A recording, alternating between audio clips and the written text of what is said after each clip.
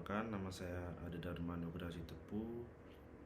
Saya dari kelas MNJ 23C, NPM saya 234111032. Saya di sini akan mengerjakan tugas ilmu ekonomi mikro.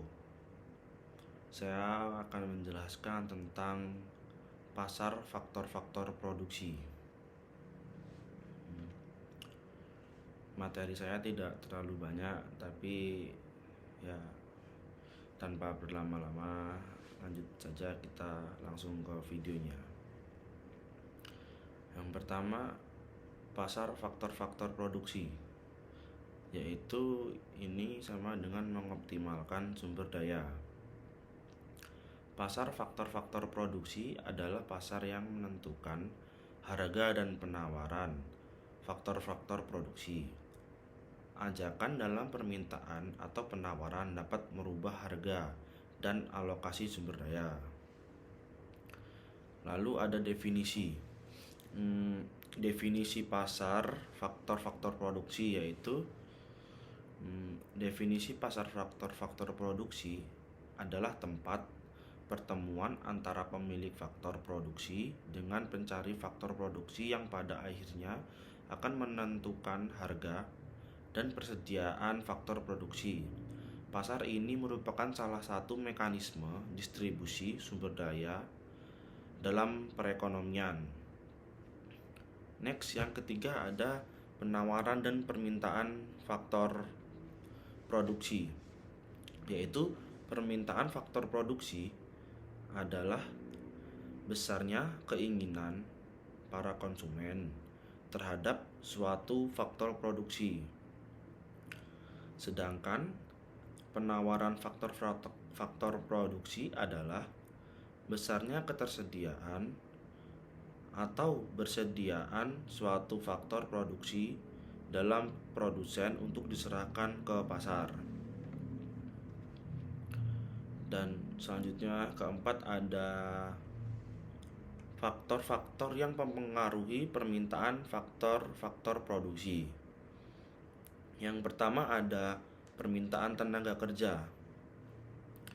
Ini yaitu permintaan tenaga kerja akan meningkat ketika jumlah produksi meningkat, dan berlaku sebaliknya pula. Jika produksinya menurun, maka permintaan jumlah tenaga kerjanya juga menurun.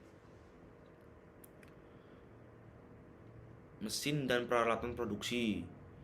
Jika permintaan akan suatu barang meningkat, maka permintaan akan mesin untuk memproduksi meningkat pula. Sama halnya dengan permintaan tenaga kerja. Semakin laris atau semakin barang itu laku terjual, maka akan semakin juga meningkat untuk pembelian mesin dan peralatan produksi. Yang ketiga, bahan baku. Tingkat permintaan bahan baku tergantung pada permintaan akan barang jadi dan ketersediaan bahan baku, yaitu ya sama saja dengan mesin dan tenaga kerja. Tapi ini mengikuti permintaan pasar. Jika barangnya semakin tinggi, maka bahan baku juga akan semakin banyak. Lalu ada faktor yang mempengaruhi penawaran faktor-faktor produksi. Yang pertama ada kondisi pasar. Jika permintaan suatu barang meningkat, ketersediaan faktor produksi yang dibutuhkan akan lebih kencang.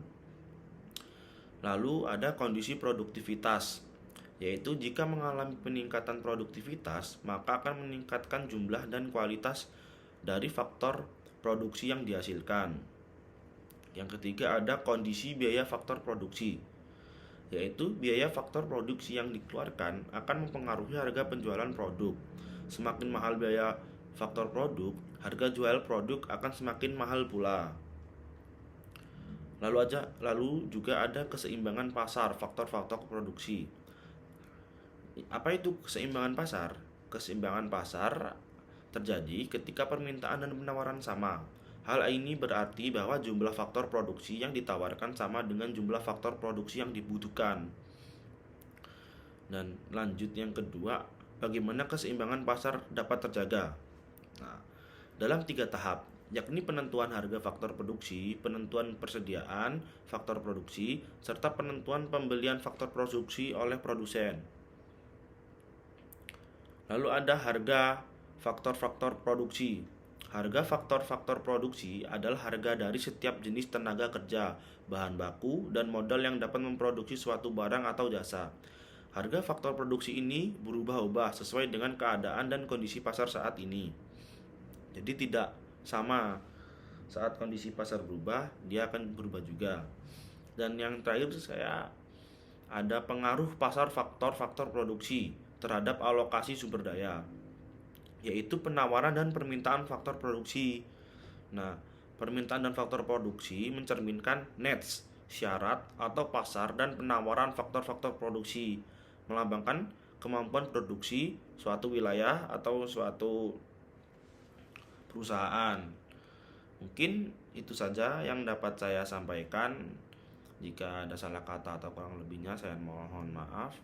Saya akhiri. Wassalamualaikum warahmatullahi wabarakatuh.